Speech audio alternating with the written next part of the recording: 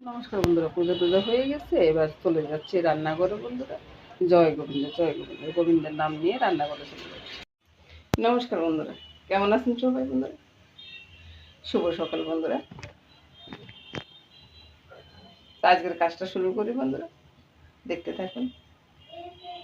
তো বন্ধুরা, আজকে সকালবেলা জলখাবারের জন্য আর কি, জলখাবারের জন্য একটু শীতের পিঠা করতেছি। তো শীতের পিঠাটা কি দিয়ে করতেছি সেটাই বলতেছি। যে ওই যে আমার 3 ভাগ হয়েছে সিদ্ধ চাল, আর 1 ভাগ হয়েছে আতপ চাল। ওইভাবে আমি ভিজিয়ে রেখে ব্লেন্ডারে ব্লেন্ড করে নিয়েছি আর কি। তো আমি কিন্তু চালের গুঁড়া দিয়ে করতেছি না, আমি ওইভাবে করতেছি আর কি।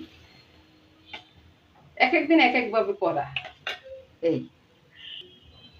তো বন্ধুরা, একসাথে অনেকগুলো পিঠাটাও হয়ে গেছে। ওই যে আমি অপর পিঠটা দেখাচ্ছি বন্ধুরা কেমন হয়েছে। এখন বন্ধুরা খুব নরম তুলতুল হয়েছে। আমি গরম তো ধরতে পারতেছি না বন্ধুরা, সবগুলো উঠিয়ে নি তারপরে দেখাই। 2 বেজে বন্ধুরা অনেকগুলো পিঠা হয়ে গেছে। আর পিঠাগুলোর পিছনের দিকটা দেখুন বন্ধুরা, একটু কোনো নিচে দাগ লাগেনি। আমার আবার দাগ লাগা পিঠা না একটু পছন্দ না। এইভাবে পিঠাগুলো সবগুলো বানিয়ে নেব। এক একটা পিঠার বেজে প্রায় 6-7 মিনিট সময় লেগে যাচ্ছে বন্ধুরা, অনেকগুলো পিঠা তো তাই। তো এবার আরেক বেজ পিঠা দিয়ে দিচ্ছি। এই তো বন্ধুরা, সবগুলো চিতল পিঠা হয়ে গেছে বন্ধুরা। এবার দেখাচ্ছি বন্ধুরা পেছনের পিঠটা দেখুন, একটাও কিন্তু কালো দাগ পড়েনি। এগুলো কিন্তু আমার ভীষণ পছন্দ। তো কে কে আমার মতো শীতের দিনে চিতল পিঠা খেতে ভালোবাসেন বন্ধুরা? সকাল বা সন্ধ্যা কোনো কথাই হবে না বন্ধুরা। নমস্কার বন্ধুরা, শুভ সকাল। চিকেন বন্ধুরা, চিকেনটা একবার ধুয়ে টুয়ে সব কিছু রেডি করে পরিষ্কার করে নিয়ে আসছি। তো একবার দাগ, এই যে এরকমভাবে দাগ কেটে নিয়েছি। আর বুকের চিকেনগুলোকে ওই যে একটু 2 ভাগ করে নিয়েছি আর কি, যেন ময় মশলা যেন ভালোভাবে ঢোকে।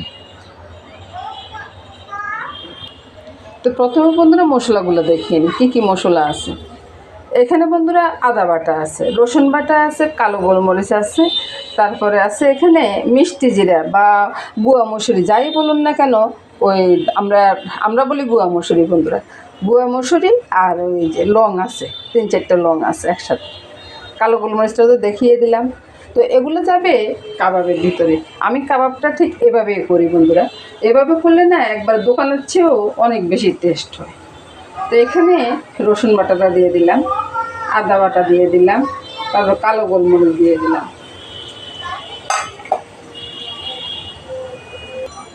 তো এবার বন্ধুরা এখানে স্বাদ অনুযায়ী নুনটা দিয়ে দিচ্ছি, লঙ্কা দিয়ে দিচ্ছি। লঙ্কা আপনারা যেরকম খান এরকমই দেবেন আর কি।